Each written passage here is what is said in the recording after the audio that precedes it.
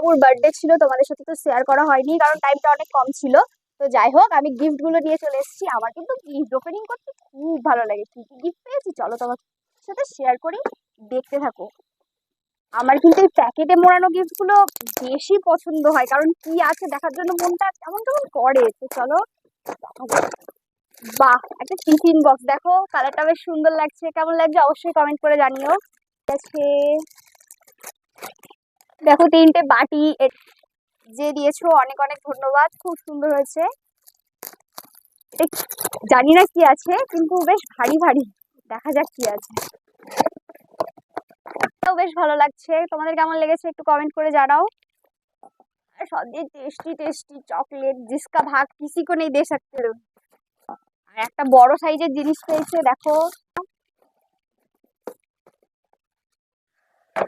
Wow, জামাটা অনেক সুন্দর লাগছে।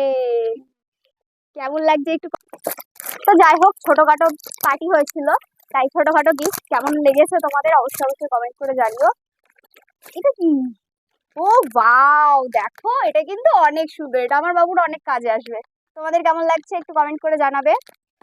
আমি তো এতক্ষণ ধরে বকছি, এটা আমার দিদি।